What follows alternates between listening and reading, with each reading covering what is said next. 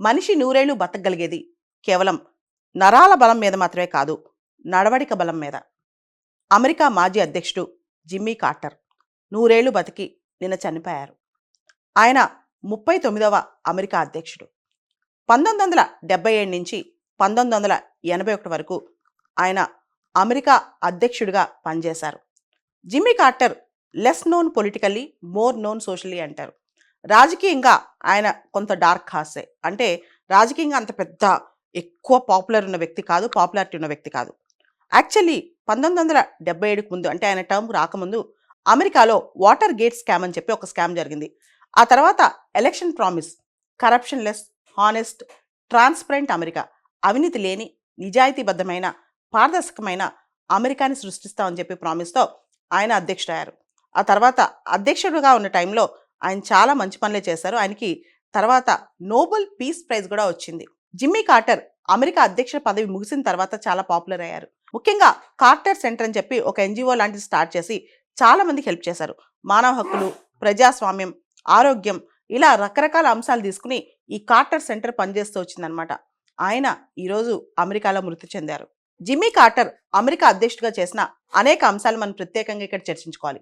ముఖ్యంగా Panama canal ఆయన టైంలోనే పనామా దేశానికి అప్పగించారనమాట ఒక అగ్రిమెంట్ ద్వారా. అదేవిధంగా జిమ్మీ కార్టర్ టైంలో ఇంతకుముందు ఎవరైతే అమెరికాలో వియత్నాం వారికి వెళ్లకుండా తప్పించుకున్నారో, అప్పట్లో జిమ్మీ కార్టర్ కంటే ముందు అమెరికా వియత్నాం యుద్ధంలో తలదూర్చింది. ఆ టైంలో కాన్స్క్రిప్షన్ తీసుకొచ్చారు అమెరికాలో. కాన్స్క్రిప్షన్ అంటే కంపల్సరీ అందరూ కూడా మిలిటరీకి వెళ్ళాలి. ఎవరైతే తప్పించుకుని తిరిగారో వాళ్ళపైన కేసులు ఉన్నాయన్నమాట. జిమ్మీ కార్టర్ వచ్చిన తర్వాత వాళ్ళందరికీ క్షమాభిక్ష పెట్టేశారు. అన్నిటికన్నా అతి ముఖ్యమైనది ఇజ్రాయెల్, ఈజిప్ట్ మధ్య సంధి కుదిర్చారు ఆయన. దీన్నే క్యాంప్ డేవిడ్ అకార్డ్స్ అంటాం అనమాట. అప్పటి వరకు ఇజ్రాయెల్, ఈజిప్ట్ బద్ద శత్రువులు.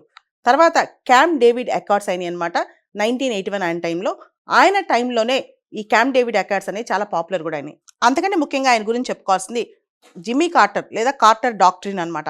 ఆయన సిద్ధాంతం ఏంటంటే పర్షియన్ గల్ఫ్లో ఇలాంటి ప్రాంతాల్లో ఎక్కడైనా అమెరికా ప్రయోజనాలకు వ్యతిరేకంగా జరిగితే, అమెరికా ప్రయోజనాలకి వ్యతిరేకంగా ఏమన్నా యాక్షన్స్ చేస్తే అమెరికా దాన్ని తిరిగి బలంగా కొట్టి మిలిటరీ యాక్షన్ కూడా ఉపయోగించుద్ది అని చెప్పి దాన్నే కార్టర్ డాక్ట్రిన్ అంటారనమాట. జిమ్మీ కార్టర్ అమెరికాలో అధ్యక్షుడిగా ఉన్నప్పుడు భారతదేశంలో మనం గమనిస్తే అప్పుడే ఎమర్జెన్సీ వెళ్ళిపోయింది. వెంటనే జనతా పార్టీ పవర్లోకి వచ్చింది. ఎప్పుడైతే 1977లో జనతా పార్టీ పవర్లోకి వచ్చిందో అప్పటి నుంచి కూడా ఇండియా అమెరికా రిలేషన్స్ అనేవి కొంత బెటర్గానే వచ్చాయి. 1977 నుంచి 79 వరకు భారత్ అమెరికా సంబంధాలు కూడా కొంత బలంగానే ఉన్నాయని చెప్పొచ్చు. ఇకపోతే చైనా, కార్టర్ వచ్చిన తర్వాత వన్ చైనా పాలసీని అగ్రీ చేశారనమాట. అంతేకాదు ఇప్పుడున్న ఈ స్ట్రాటజిక్ అంబిగ్యూటీ, అంటే ఓ పక్క వన్ చైనా పాలసీ అంటా ఉంటుంది అమెరికా, ఇంకో పక్క తైవాన్ ఎవరు ఇన్వేట్ చేయకూడదని చెప్పి తైవాన్కి సపోర్ట్ ఇస్తూ ఉంటుంది అనమాట.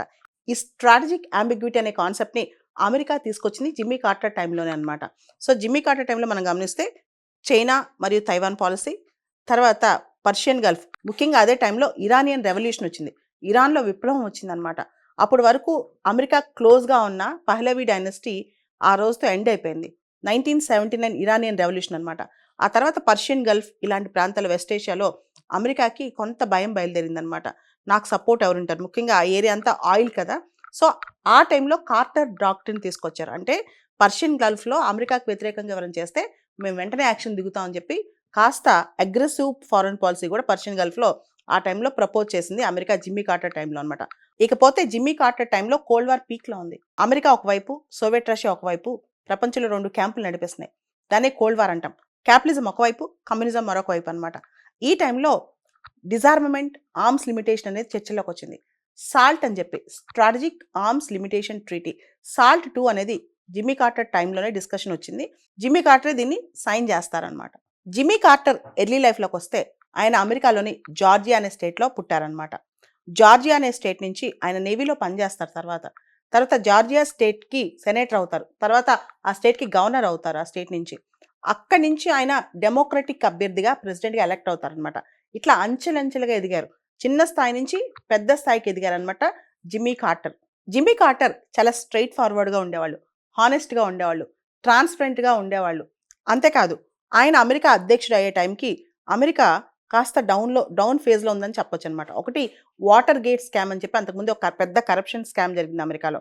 ఆ తర్వాత వియత్నాం వార్ ఎండ్ అయిన టైం అది. వియత్నాం వార్‌లో అమెరికా చాలా ఎకనామికల్‌గా అమెరికా ఇమేజ్ కూడా బాగా తగ్గిపోయిన టైం అనమాట. ఆ టైంలో ఆయన ఒక మాట అంటారు. నేను ఏదైనా మిస్‌లీడింగ్ స్టేట్మెంట్ ఇస్తే నాకు కూడా మీరు ఓటేయకండి అని చెప్పి. అంటే అంత ట్రాన్స్‌పరెంట్‌గా స్ట్రెయిట్ ఫార్వర్డ్‌గా ఉండే వ్యక్తి జిమ్మీ కార్టర్. అమెరికాలో జిమ్మీ కార్టర్ ప్రెసిడెంట్‌గా ఉన్న టైంలో ఇంటర్నల్‌గా, ఎక్స్‌టర్నల్‌గా ఆయన కొన్ని సవాళ్లు ఫేస్ చేశారు. అంతర్గతంగా అమెరికాలో స్టాగ్‌ఫ్లేషన్ వచ్చింది. ఒక పక్క ఇన్‌ఫ్లేషన్, ఓ పక్క అన్‌ఎంప్లాయ్‌మెంట్ అనమాట. ఎక్స్‌టర్నల్‌గా చూసుకుంటే ఇరానియన్ రెవల్యూషన్ అదే టైంలో వచ్చింది. ఇరానియన్ రెవల్యూషన్ టైంలో అప్పటి వరకు అమెరికాతో క్లోజ్‌గా ఉన్న Iranian king Pahlavi dynasty king ఎప్పుడైతే ఇరాన్‌లో విప్లవం వచ్చిందో అమెరికాకి వెళ్ళిపోతారు. నాకు హెల్త్ ట్రీట్మెంట్ కావాలని చెప్పి అమెరికాకి వెళ్ళిపోతారనమాట. ఆయన్ని తిరిగి పంపించమని అక్కడ ఇరాన్‌లో విప్లవకారులు, స్టూడెంట్స్ పోరాడతారు. ఆ టైంలో వీళ్ళు ఇరాన్‌లో ఉన్న అమెరికన్ ఎంబసీని అటాక్ చేసి లోపలున్న స్టాఫ్‌ని లోపలే ఉంచుతారు. దాదాపు 444 రోజులు ఇరానియన్ హోస్టేజ్ క్రైసిస్ జరుగుద్ది. దీన్ని ఆయన సాల్వ్ చేయాలని ట్రై చేస్తాడు. చివరికి ఆయన ప్రెసిడెంట్‌షిప్ చివరికొచ్చేసరికి ఆయన దీన్ని సాల్వ్ చేస్తారు. కానీ 444 రోజులు ఇరానియన్ హోస్టేజెస్ అంతే ఉండిపోతారనమాట. ఆ తర్వాత ఇరాన్ విప్లవం వచ్చిన టైంలో ప్రపంచవ్యాప్తంగా ఆయిల్ ప్రైజెస్ బాగా పెరిగాయి. అనిశ్చితి బయలుదేరింది. ముఖ్యంగా ఇరాన్‌లో రెవల్యూషన్ వల్ల ఆయిల్ అనేది చాలా క్రిటికల్ అయిపోయింది. ఇంపార్టెంట్ అయిపోయిందనమాట. ఆ టైంలో అమెరికా కాస్త ఈ షార్టేజెస్ కానీ, ఈ అనిశ్చితి కానీ అమెరికా ఫేస్ చేయాల్సొచ్చింది. ఇవన్నీ కూడా ఆయన చాలా ఏబుల్‌గా హ్యాండిల్ చేస్తారు. ఆయన చాలా హంబుల్ బిగినింగ్, హంబుల్ బ్యాక్‌గ్రౌండ్ అని చెప్పుకున్నాం కదా! ఈయన మొదట్లో కూడా అమెరికాలో రేసిజంని వ్యతిరేకించేవాడు. రేసిస్ట్ డిస్క్రిమినేషన్‌ని వ్యతిరేకించేవాళ్ళు. ఆ తర్వాత ప్రెసిడెంట్ అయిన తర్వాత ఆ తర్వాత కూడా అపార్థీడ్ సౌత్ ఆఫ్రికాలో ఏదైతే అపార్థీడ్ పాలసీ ఉందో దీన్ని ఖండించేవాళ్ళు. నెల్సన్ మండేలాతో చాలా క్లోజ్‌గా ఉండేవాళ్ళనమాట. అంతేకాదు 1982 ఎప్పుడైతే ఆయన అమెరికా అధ్యక్షుడిగా రిటైర్ అయిపోయారో ఆ తర్వాత ఆయన కార్టర్ సెంటర్‌ని స్టార్ట్ చేసి ఆ సెంటర్‌లో ముఖ్యంగా హెల్త్ కానీ, తర్వాత పెద్ద పెద్ద డిసీజెస్ సంబంధించి కానీ, డెమోక్రసీ కానీ, మానవ హక్కులు కానీ వీటన్నిటికి సంబంధించి చాలా కృషి చేశారనమాట. ఆయన ప్రెసిడెంట్‌గా ఉన్నప్పుడు కంటే ప్రెసిడెంట్‌గా దిగిపోయిన తర్వాత ఆయన చేసిన పనులు ఆయనకి ప్రపంచవ్యాప్తంగా మంచి పేరు తీసుకొచ్చాయి, గుర్తించేలా చేశాయి. జిమ్మీ కార్టర్ యొక్క హ్యుమానిటేరియన్ వర్క్‌ని గుర్తిస్తూ 2002లో ఆయనకి నోబెల్ పీస్ ప్రైజ్ వచ్చింది. అమెరికా అధ్యక్షుడిగా ఉన్నప్పుడు జిమ్మీ కార్టర్ భారతదేశానికి వచ్చారు. ఆయన వచ్చినప్పుడు హర్యానాలో ఒక ఊరికి కార్టర్ పురి అని చెప్పి ఆయన ఎక్కడైతే విజిట్ చేశారో ఆ ఊరికి కార్టర్ పురి అని చెప్పి పేరు పెట్టారనమాట. ఇంకా కార్టర్ పురి అని దాన్ని పిలుస్తారు.